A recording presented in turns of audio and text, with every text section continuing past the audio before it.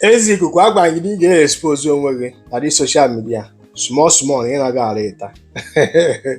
ị na-aba etu utoro nsi mana ịghọtala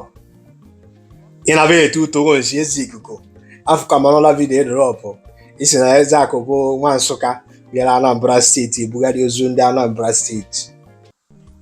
ifọrọ ọlụ a na-enye dị ndị Igbo si na aka ose adịrọ mma n'anya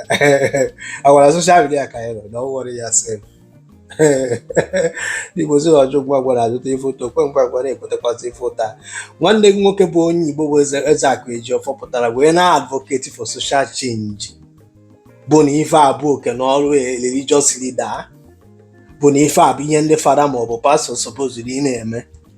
na ihe nwere hospital ndị Reverend Fada apụta steeti meela anyị protest kpọkọrọ ndị niile na-eje ụka si guzobere anyị a good hospital na ihe nwere ezigbo ụzọ eme protest na ihe nwere security eme protest na ihe nwere running water eme protest create the awareness gwa gọọmenti ife anyị need gasị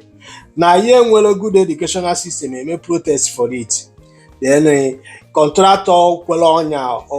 ọnya wee ma then the leader nọ ebe ahụ bụ Ezeaku Ejiofor wee gada ndị Igbo love themselves ndị omenala Igbo ma na other people kwa believe kwere bụkwa ndị ọdịnala wee pụta a na-eme protest na-ekreti the awareness megoro the contractor itinye something ga-prevent ka onye ọzọ rapụ ịnwụ because ọ bụrụ na Ezeaku Ejiofor apụtara create this awareness it means that na onye ọzọ ka ya anwụkwa ebe ahụ ndị otu ya nwụrụ kịta abụrụ fọm bụ ndị izi nwụrụ na dat trapụ ahụ na-egbusisi ndị mmadụ the contractor na-anwụ ọbara that praise so ihe iji wee bịa wee bụrụ dat na ịbụ racist onye ojii complain na onye ọcha bụ racist na onye ojii a complain kwa na onye ojii ibie na-emekwa ife racism na o ji wee bụ na Mathias bụ nwa Nsụka ịghọtago wee kọba ihe na-akọ ebe ahụ na ọ na-agụ eme kịta na mbọsị aka ga-ebie ọ na-eme ya arrest kịta na-efekwa ndị ile ncha ị na-eme mmadụ arrest na ọ na-eme ife the law kwuru peaceful protest ọ bụ a crime so i wepụta na social media na advocate ka gọọmenti because ị na-agbasoro udo ka soro udo arrest ye onye na-egosi iwe na-ewu ya dat na edebe trapụ n'ụzọ bụrụ ndị mmadụ agwa gị na ịpụtachabero mana ndị Igbo na-agba ọpụtaruo ma ọ bụrụkwa waji sị gị dat na ọ na-adị mma onu so na manya eji na-eji ndị Igbo si na gbaragbara felo ka ọ bụla ala egwe n'aka ga nkụ aka ọ bụrụ mkparị Eze Ikuku no worry yourself akwa ụwa ka anyị nọ na ya ọrụ onwe ife nji wee like this nation onwe ife nji like this nation ị na-etefegharị na-efechagharị one day olesi gị nwa obere even sef olesi gị sometime because of na ka isi eme ya na-afọ onye ihe ji wee kwu na ife na-eme gịnị because no gị nwa ji ọnụ wee kwute ife na-eme gị ndị Igbo si na ọ ya wee bụrụ ozi onye ọzọ n'isi ọ dịka egbukwu nkụ na efe ịpụta na social media akọ recently because na nwanne gị bụ onye Igbo na-protest ka gọọmenti mara na things is getting out of hand ka gọọmenti nwee ike ime the necessary thing wee pụta recently a wee na-akọ jargon Eze Ikuku anyị ahụpụta ngwacha ga-agwa ngị gị ji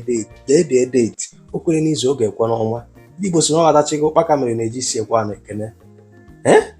akwa ụwa ka anyị nọ n'ụwa onye Zakọ okpo okpupụrụ ọgbaba ọnụ ị na-aghọta ife ahụ na-agwa gị ka ọba nnọọ ka o si edele gị ịma na ndị a nwụrụ na onwe ife gbasara gị na fa ọ bụrụ nwa mmadụ and ọ bụrụ nwanne mmadụ so onye nwa kpatara iji akọ ife ihe na-akọ because ọ bụrụ na ndị akịta ife a mere kịta related to you ihe hapụta na social media na-akọ jargon ihe hapụta na social media na-akọgiri mana this videos ị na-eme egosigo that na ị bụrụ ezigbo mmadụ maka chika na-agwa gị ị bụrụ ezigbo mmadụ there is no humanity in you ọmụ na-agwa gị Eze Ikuku there is no atom of humanity n'ime gị ga bụ Eze Ikuku obi gị the bad ubi gị bụ unyi, but I pity people in akpọkọ in asị na ị na-eme amara m na ị na-ekere emo because you always have, overhype yourself, na-ekere emo na enwere na-achọ ndị nwa na ndị ya nọ na oku movement o wee bụrụ etu a ka ị ga-esi were different because of politics. By this time 10 years to come, Soludo Ayala was the governor of Anambra State. And I am better no echi yata azụ. Ị ghọtago? Because onye ọbụla insecurity metụtara mere affect na Anambra State binyere Soludo aka, ịmana ọ gịnwa gburu nwanne gị. Let me tell you, ọ bụ na insecurity emego gị affect, ma ọ bụ na o nwere ndị insecurity mere affect but na fe enwetabele justice iwe binyere Soludo aka, ịmana ị participate na ndị niile gburu ndị afọ. Ana m akọndem kwa Soludo. Mana mma apụta ebe a na-agwa gị, any governor, any president that cannot protect life and property, onye a bụ failure. Ịghọtago? Unu like ya na-eti mkpu,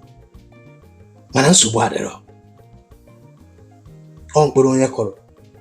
ka ọ ga-aghọrọ. Eze Ikuku, don't worry. Time shall tell.